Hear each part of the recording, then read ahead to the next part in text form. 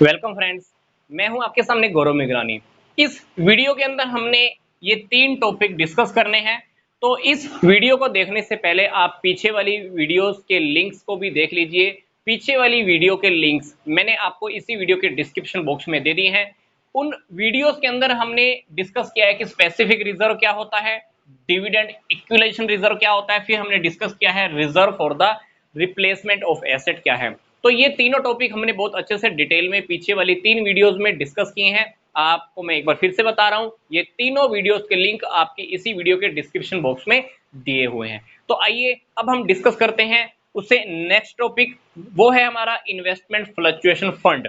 जी, investment fluctuation fund, इसकी creation कैसे की जाती है? इसकी क्रिएशन भी प्रॉफिट में से की जाती है। जो हमारे डिविजिबल प्रॉफिट होते हैं, मतलब कंपनी जब भी प्रॉफिट कमाती है तो सारे के सारे प्रॉफिट्स हम शेयर होल्डर में डिवाइड नहीं करते हैं, उसमें से कुछ प्रॉफिट हम मेंटेन कर लेते हैं और उस प्रॉफिट को मेंटेन करने से हम क्या क्रिएट कर देते हैं? Investment fluctuation fund. अब इन्वेस्टमेंट फ्लक्चुएशन फंड होता क्या है? सिंपल सी बात है, मान लो मैंने किसी कंपनी में इन्वेस्टमेंट की। अब इन्वेस्टमेंट के रेट्स में फ्लक्चुएशन आती रहती है। मान लो मैंने इन्वेस्टमेंट की थी 1 लाख रुपए, अब इस इन्वेस्टमेंट की मार्केट वैल्यू हो गई है 70,000 रुपए। अब मुझे 30,000 का झटका लग रहा है। ये 30,000 का जो मुझे झटका लग रहा है, ये मैं कहां से पूरा कर लूंगा? इन्वेस्टमेंट फ्लक्चुएशन फंड में से कंप्लीट कर लूंगा। तो इन्वेस्टमेंट फ्लक्चुएशन फंड की क्रिएशन क्यों क्यों की जाती है? क्योंकि हमारी इन्वेस्टमेंट्स के अंदर जो फ्लक्चुएशंस आती हैं, वो फ्लक्चुएशंस हम कहां से कवर कर लेते हैं? इन्वेस्टमेंट फ्लक्चुएशन फंड में से कवर कर लेते हैं। ठीक है, अब हम पढ़ते हैं नेक्स्ट हमारा टॉपिक, वो है वर्कमैन्स कंपनसेशन फंड। जी हाँ, वर्कमैन कंपनसेशन फंड भी जो हम क्रिएट करते हैं, वो क्रिएट करते हैं डिविजिबल प्रॉफिट में से। अब क्रिएट करने का हमारा टारगेट क्या होता है, मोटिव क्या होता है? नेम देखिए, इसका नाम क्या है? वर्कमैन्स कंपनसेशन, मतलब वर्कर्स को कंपनसेट करना, वर्कर्स की क्षतिपूर्ति करना। देखो, हमारी कंपनीज के अंदर, हमारी फैक्ट्री के अंदर काफी सारे इंप्लॉइज ऐसे होते हैं जो बहुत रिस्क के ऊपर काम करते हैं, मशीनों के साथ काम करते हैं, बिजली के साथ काम करते हैं। उनको कभी भी चोट लगने की संभावना रहती है, दुर्घटना होने की संभावना रहती है, उनको हो सकता है कि कभी भी हॉस्पिटल लेके जाना पड़े। तो कभी भी उनको क्षतिपूर्ति करने के लिए, उनके ऊपर पैसा खर्च करने के लिए, उनकी दुर्घटना के ऊपर पैसा पे करने के लिए कंपनी क्या करती है, फर्म क्या करती है? एडवांस में ही एक वर्कमैन कंपनसेशन फंड बना के रख लेती है, ताकि फर्म के ऊपर मान लो वर्कर से रिलेटेड कोई भी क्लेम आ जाए, भाई किसी को 2,000 पे करने पड़ गए, किसी को चोट लग गई 20,000 पे करने पड़ गए, कंपनी कहां से पे करेगी? वर्कमैन कंपनसेशन फंड में से पे कर देगी। ठीक है, अब हम पढ़ते हैं हमारा नेक्स्ट टॉपिक, वो है डिबेंचर रिडेम्पशन रिजर्व। डिबेंचर्स क्या होते हैं? कंपनी लॉन्ग टर्म्स लोन के लिए क्या इशू करती है? डिबेंचर्स इशू करती है। क्या इशू करती है? डिबेंचर्स।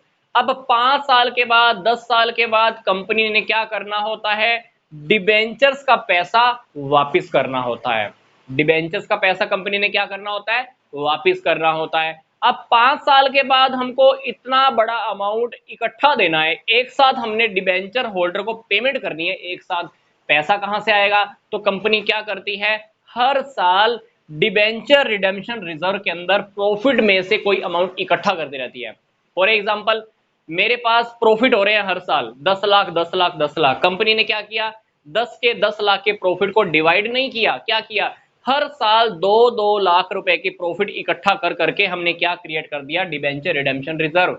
डिबेंचर रिडेम्पशन रिजर्व को हम क्रिएट क्यों करते हैं, बनाते क्यों है डिबेंचर रिडेम्पशन रिजर्व? ताकि डिबेंचर होल्डर्स को डिबेंचर से रिलेटेड पेमेंट्स को हम आसानी से दे पाए।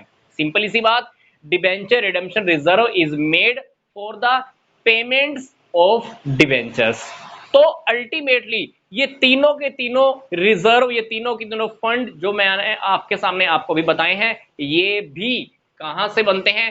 कंपनी के या फर्म के डिविजिबल प्रॉफिट में से। कंपनी क्या करती है? जब भी प्रॉफिट कमाती है, हालांकि उस प्रॉफिट के ऊपर कंपनी के शेयर होल्डर्स का पूरा हक होता है, पर कंपनी क्या करती है? पूरा का पूरा प्रॉफिट शेयर होल्डर्स को डिवाइड नहीं करती है, उसमें से थोड़ा थोड़ा अमाउंट निकालकर थोड़े थोड़े प्रॉफिट को एक अलग जगह पे मेंटेन करना स्टार्ट कर देती है। उसी प्रॉफिट में से ही इन्वेस्टमेंट फ्लक्चुएशन फंड बनता है, उसी फंड में से ही वर्कमैन कंपनसेशन फंड बनता है, उसी प्रॉफिट में से ही डिबेंचर रिडेम्पशन रिजर्व भी बनता है। इसी तरह से हमने पीछे वाले 2 टॉपिक भी डिस्कस किए हैं, ठीक है। तो आई होप ये वीडियो भी आपको बहुत अच्छा लगा होगा, समझ में आया होगा। तो मिलते हैं जल्दी से नेक्स्ट वीडियो में एक नए टॉपिक के साथ।